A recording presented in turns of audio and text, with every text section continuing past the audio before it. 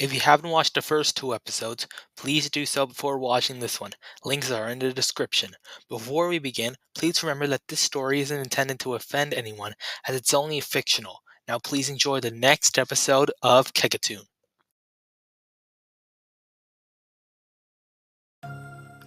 The morning sun looms ahead as I walk down an empty path with Ray and Micha, leaving our hiding place to look for food and maybe find someone else hiding from the Kegatoon.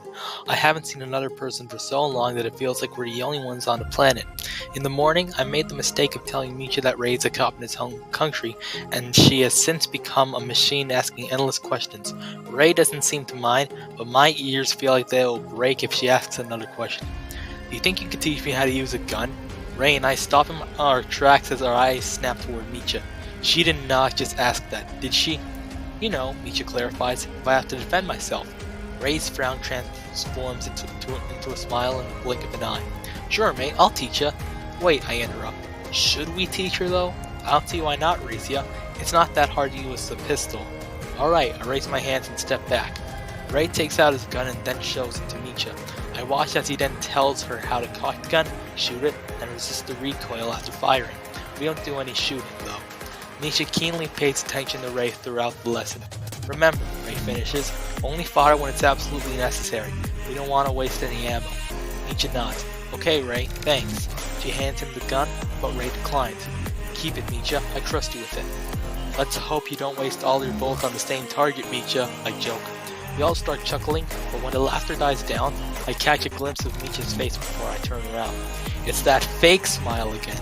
By now, I'm pretty sure something is off between us, but I can't put my finger on it. The questions rush to my head again. Has something happened between us? Is Micha okay? We continue strolling down the path, staying alert for the Kegatoon. It's so quiet that the voices in my head are conversing with each other. Having been a DJ for more than a year, a time without music and sound makes me go insane. If I could turn back time to be at the Ground Years performance days ago, I would. Suddenly, as the voices in my head start to grow louder, Ray suddenly grabs me from behind and pulls me back. I'm about to throw my arms in protest, but then I see it. On a street parallel to us, a member of the Kegatoon, same suit and mask, walks down the sidewalk, turning his head as if looking for somebody. In his hand is a gun, ready to be fired if he sees someone. My heart starts punching against my ribcage. We can't let him see us. Guys, Micha whispers, I have a plan. Remember when Ray ambushed us thinking we were the bad guys? Yep, I answer, I remember that. Well, let's try that again. Ray, you sneak up behind that member. Risya, you make yourself known to that guy as he turns around. Ray will then grab him before he tries to attack you. We'll then see if we can get any useful information about the Kegatoon. Isn't that a bit risky? Ray asks. How'd she even think of that so quickly? Don't know, I'm a fast thinker. I just think the plan will work. Micha, I say. I think Ray is right about that.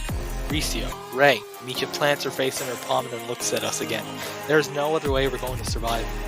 I still think that this plan is impossible, but I nod anyway. If we're going to survive, we have to take the risk. Once Ray complies, Micha speaks up again. I'll step in if it's necessary. Until then, I'll stay here. She then points forward. Let's go. I immediately get up and walk over to the sidewalk the man is on. He walks ahead, looking around, with his back to me. Ray stays low as he creeps toward the guy. The plan is already working so far. Hey! I exclaim, loud enough for him to hear. The Kegatoon member turns around in a flash and then catches a glimpse of me. Before he can put his gun up, Ray wraps his arms around his neck and violently tugs him back while the man grips his arms in protest. I almost grin victoriously, but the man suddenly breaks out of the chokehold and punches Ray in the head. Ray stumbles back and nearly topples over. As I step over, my own fist charging up, the guy turns around at me and punches me in the head as well. Stars burst in my vision as I fall onto my back. I think it's the end of the story for me, because I hear a gunshot. But then I open my eyes. Ray has his arms locked around the Kegatoon member's neck again, pulling him toward the nearby house. I turn around as I stand up and see a sight that swells my heart in relief. A brave Micha is standing there, holding her gun there. She fired a warning shot to save us. I had to do it for you guys, she says. Thank you, sis, I tell her.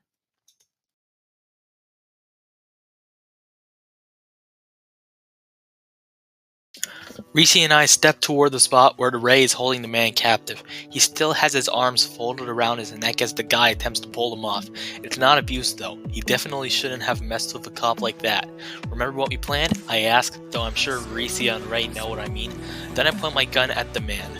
Risya crouches down as Ray loosens his grip. Who the heck are you? He asks.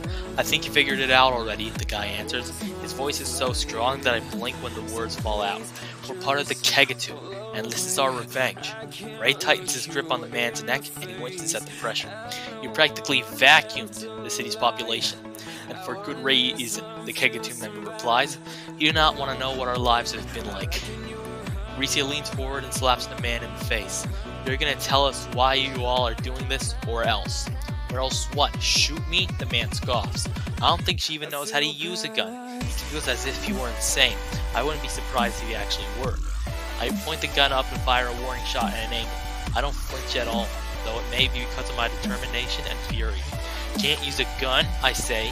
Okay. Look on the guy's face says that he underestimated me. Whatever it is you want, I'll take all that to my grave. I'm not gonna rip Kegatuan apart and spill out our secrets.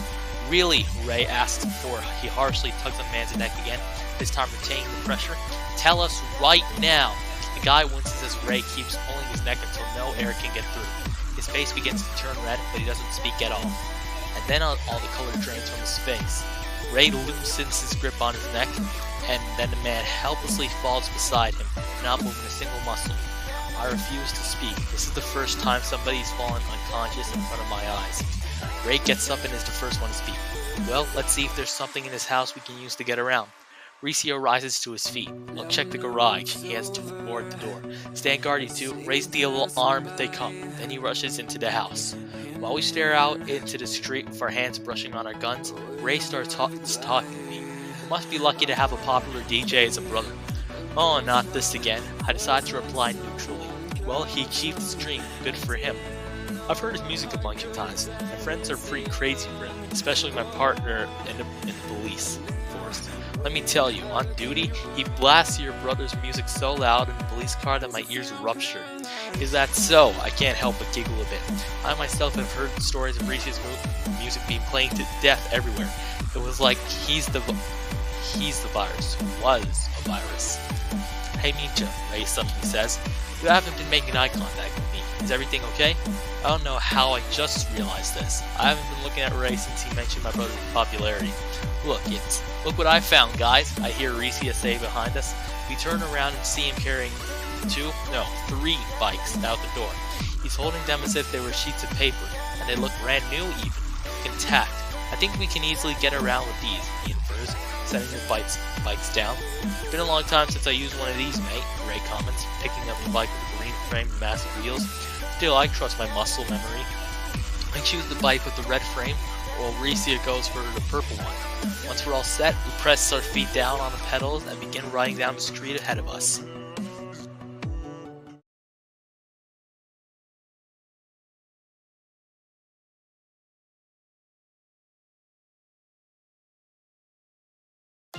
We step out of a store with our hands fully loaded. We've just cleaned out the entire shop's worth of food. In our bags are plenty of snacks like chips, dried fruit, and fish cakes. I turn around to look at the shop for the last time. Half of the shelves have been cleared off, with one aisle completely empty. That is how much we took. I'm about to hang my bags on the handles of my bike when I see something on the road not far from us. My eyes widen and my heart starts pounding.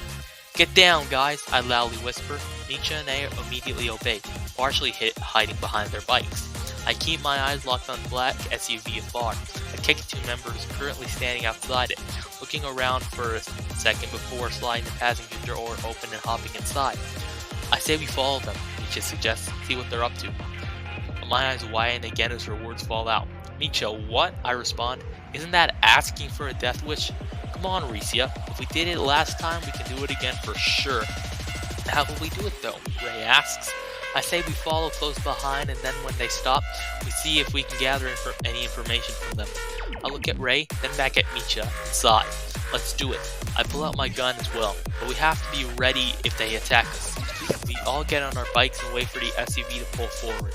After a while of stillness, it starts to move, the faint sound of its engine filling the air. We slowly begin to pedal, heading in its direction.